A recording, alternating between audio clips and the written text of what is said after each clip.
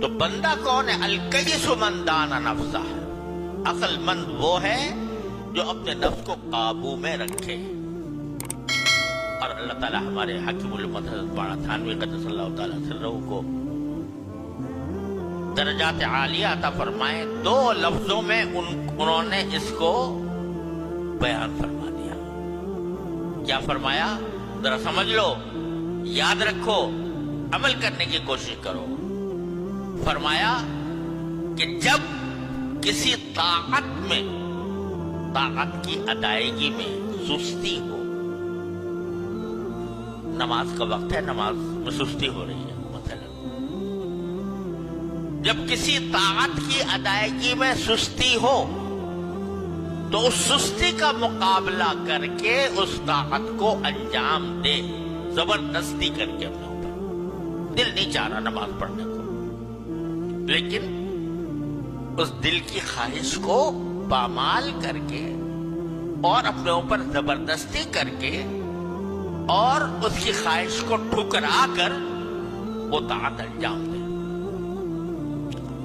اور جب نفس کا تقاضا کسی گناہ کا ہو، یہ گناہ کر لوں، ایک نظارہ نظر آ رہا ہے، آنکھوں سے وہ دیکھ لوں، زبان سے جھوٹ بولنے کو دل چاہ رہا ہے بول لوں، غیبت کرنے کو دل چاہ رہا ہے غیبت کر لوں، تو اپنے اوپر زبردستی کر کے اور گناہ کے تقاضے کا مقابلہ کر کے اپنے آپ کو اس گناہ سے روکے۔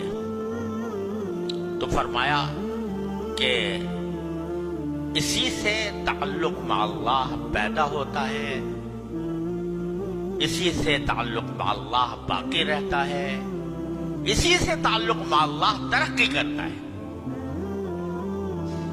اور فرمایا یہ سارے تصوف کا حاصل ہے جو میں بتا رہا ہوں۔ تصوف کو خدا جانے کیا دنیا نے کیا افسانہ بنا دیا، لیکن حضرت فرماتے ہیں سارے تصوف کا حاصل یہ ہے کہ جب طاعت کی ادائیگی میں سستی ہو، سستی کا مقابلہ کر کے وہ طاعت کرے، اور جب کسی گناہ سے بچنے میں وہ کسی گناہ کا تقاضا پیدا ہو تو اس تقاضے کا مقابلہ کر کے اس سے روکے۔ بس اسی سے تعلق مع اللہ پیدا ہوتا ہے، اسی سے ترقی کرتا ہے، اور پھر یہاں تک کہ بندہ اپنے اللہ سے جا ملتا ہے۔ یہ ہے معنی الکیس من دان نفسہ، عقل مند وہ ہے جو اپنے نفس کو قابو میں رکھے۔ قابو میں رکھنے کا معنی یہی ہے زبردستی کرے اس کے اوپر۔ بہت سی دنیا کے کام کے لیے زبردستی کرنی پڑتی ہے، اللہ کے لیے زبردستی کر لو۔ تو بھائی اللہ تبارک و تعالیٰ اپنے فضل و کرم سے، اپنے رحمت سے ہم سب کو اس کی توفیق عطا فرمائے۔